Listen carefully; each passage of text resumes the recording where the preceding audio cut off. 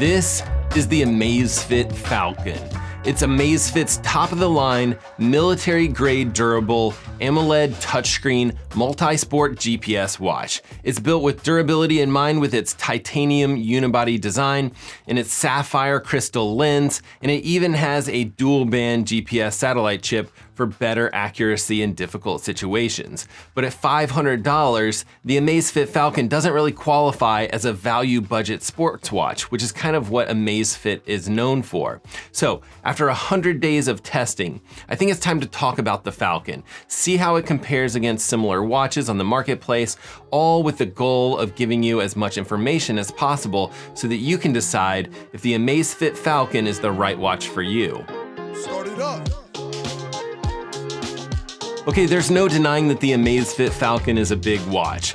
It's 49.5 millimeters in diameter, and it's about 13 millimeters thick, and there tends to be a little bit more weight on the top of the watch, so it does feel a little bit bigger and a little bit bulkier than some watches that I've tested on this channel.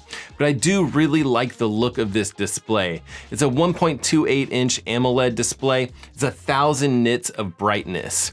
Now the titanium watch body looks really good on this watch, but keep in mind that titanium isn't as durable as something like stainless steel, so I would expect this watch body to eventually get just kind of like scraped up a little bit, maybe scraped and scratched a little bit. For example, here's the Garmin Epix Gen 2 with its titanium watch bezel, and you can see here if you look closely there are a few nicks and scratches on this particular watch. I've been wearing it for about a year now, so I would expect the Falcon to look a little bit similar to this after a little bit longer wear and tear. But so far, after 100 days, I think it looks pretty good. Now, comparing this watch to a few other watches on the market, hopefully this kind of gives you an idea of the size and the style of this particular watch compared to others. On the far left here, the Garmin Forerunner 965, it's brand new to me at least, which cost $600. Review coming shortly, I promise guys. And then the Garmin Epix Gen 2 that I just mentioned. And then we have the Amazfit GTR 4, the Amazfit Falcon here, and the Amazfit T-Rex 2. And then the Garmin Enduro 2 next to that, and the Apple Watch Ultra. And then all the way on the far right is the Garmin Forerunner 955, which also cost $500, or the same amount as the Falcon. Now the Falcon has 4 buttons. I actually really like the way they're designed. It's a selection button on the top right, back button on the bottom right, and then up and down on the other side. Total weight with the strap comes in at 82 grams, so a little bit of a heavy watch here. And that strap itself is actually pretty nice. It's a silicone strap. Amazfit calls it their liquid silicone strap, but I like the fact that it has a quick release connection and it's compatible with other 22 millimeter quick release watch bands if this particular watch band isn't your style. Now the Amazfit Falcon can track an absolute ton of different activity types. You can track stair climbing, jump rope, I think ballroom dancing, and tons of different stuff. A lot of obscure sports there. And even stuff like board games, if you want to track your chess game, it can do that for you as well. Now the Falcon has what they call smart recognition of 8 sports. So those are sports or activity types that you can just start doing and the watch will figure out that you're doing it and ask you if you want to start recording it. The Apple Watch does something similar, but in this case, those sports are outdoor running, indoor walking, elliptical, treadmill, outdoor cycling, rowing machine, and pool swimming. It does have a track mode, so if you're into running, that's the mode that you're gonna wanna use when you're doing a track workout, just because it's gonna be a little bit more accurate after you've selected a lane. Now, swimming with the Amazfit Falcon, I would say is okay, but not great. It'll generally track your laps and it has some decent metrics like stroke count or even S-Wolf score, but I do wish it had a drill mode, and I also wish it gave you rest interval times. I think that that's kind of the theme with this particular watch. It does okay, but not amazing at a ton of different things. So on this particular swim, for example, I did a few rounds of this set in backstroke. I didn't do a ton of butterfly or anything like that, but you can see that it's sprinkled in here randomly. I don't know why. The main set itself was a workout with 30 50s, and I used the split button after each rep. And it's very difficult to look at this and see what I was doing at all. Diving into all the little apps on the Falcon, I guess, I can't really go into every single app that's on here because that would make for a very long video, but the Amazfit does have a lot to offer here. You'll get notifications relayed over from your smartphone. The watch will also track your sleep and track how you've progressed through all the different sleep cycles. It'll also show you barometer details, weather details. You can set various alarms, and it also has a calendar. It'll also play MP3s, nothing streaming. It doesn't have Spotify or anything like that. But if you do want to drop an MP3 file of your favorite podcast from your computer onto the watch, you can actually play that MP3 directly from the Falcon itself.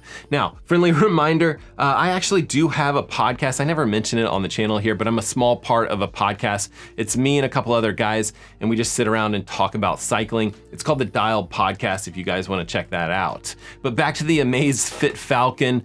This watch does have additional apps that you can actually choose to download and install onto the watch. If you remember, I actually did this before. I installed the GoPro app on my Amazfit T-Rex 2, and it was actually pretty cool. I could actually control the GoPro directly from the watch itself. Now, their smartphone app, it's called the Zepp app. I actually think that Zepp is the parent company of Amazfit.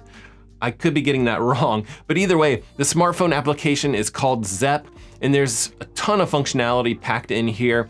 You can see all of your activities, and then of course you can dive deep into all of the metrics of a particular activity.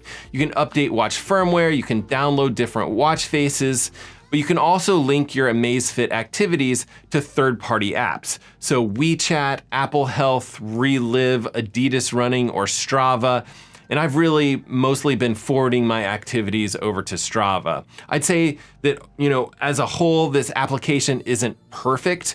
It's not quite as polished as something like Garmin Connect or Polar's Flow application. You will run into pages that, they just don't load, or you'll see like an infinite loading page. It's all things that I think Amazfit could fix, and I imagine that they're actively working on all of these things.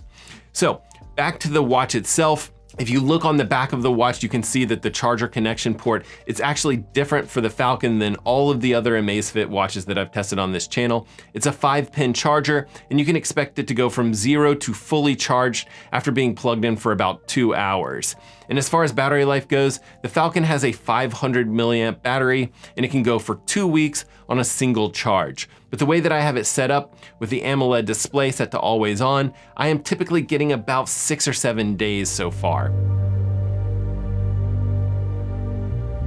And then also on the back of the watch, you've got an optical heart rate sensor. Amazfit calls it their BioTracker 3.0, and it does include a blood oxygen saturation sensor. So the best way that I found to test optical heart rate sensors that are on the backs of these watches is to compare it to an ECG style chest strap. So in this case, I had the Falcon here in red on one wrist, the Apple Watch Ultra in light blue on another wrist, and then the Forerunner 955 from Garmin in purple here, which is actually attached through Bluetooth to a chest strap. And I think you'll see right away here that this watch has some issues with the heart rate tracking. Typically, a wrist-based optical heart rate monitor will take a little bit of time to kind of fall in line with the more accurate chest strap, but once it's able to extract out your running cadence or your bounce from your pulse, it'll do pretty well. So that's the case here with the Apple Watch Ultra, but as you can tell, the Falcon really struggled here the entire run. I will link to this whole data set if you guys want to see that in more detail, or if you guys want to pull up this information and dig a little bit deeper. I should also mention that if your main concern here is heart rate accuracy, this watch will connect to a Bluetooth heart rate strap, which is probably what you're going to want to do regardless of watch type if you're actually training based on heart rate zones, or if your coach is sending you heart rate specific workouts. But while we're talking about data accuracy, I'd say I had mixed results when it came to GPS accuracy with this watch. Remember that this watch has dual band GPS, meaning it can connect to multiple types of satellite systems at the same time for increased accuracy. So on this run here through some neighborhoods, it seems fine. It seems to be keeping up perfectly fine with the Garmin Forerunner 955. But then on this trail run, it seems to really struggle. There's this little loop back here that's about 1,000 meters in distance, not super long, and there's not anything crazy difficult here. It's not under a ton of trees, there's not mountains in the middle. middle of it or anything crazy like that. So you can tell it really got mixed up here. I have no idea what happened. My best guess is that it lost signal somewhere before the loop, maybe a little after the first mile marker, and then it really struggled to reestablish its signal, and somehow it just kind of fell apart and messed up this loop.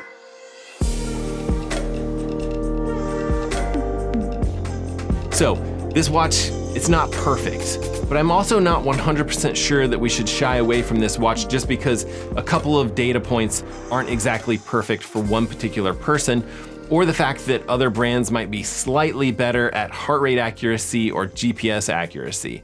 I do really think that people are gonna like the rugged look of this watch, as well as the overall durability of the Amazfit Falcon. Two quick watches to compare here. The Garmin Forerunner 955, which I mentioned earlier when we were talking about GPS accuracy. It doesn't have titanium, it doesn't have a sapphire crystal lens, it doesn't have a bright AMOLED display, but it does have a much more accurate heart rate sensor, better overall GPS accuracy, and so that's one option at that same $500 price point. But I think probably a more comparable option is this, which is the Garmin Epix Gen 2 with a titanium watch body, sapphire lens, dual band GPS, a similarly bright 1000 nit AMOLED display. But the kicker, it's $1,000. It's twice the price of the Falcon. And yes, some of the metrics are more accurate here. And yes, I would say it's probably a more full-featured watch, but if you're looking to save $500 compared to something like the Garmin Epix, and you're okay with a few of the minor issues that I talked about in this video, then the Amazfit Falcon is a pretty amazing value in that regard. What do you guys think? Is this a watch that you guys would consider? How do you guys think it compares to some of these Garmin watches? Either way, even if you're not considering a watch at this time, be sure you're getting out there, swimming, biking, running, rinsing, and repeating it all over again. And we will see you guys on the next one. The next one should be a good one.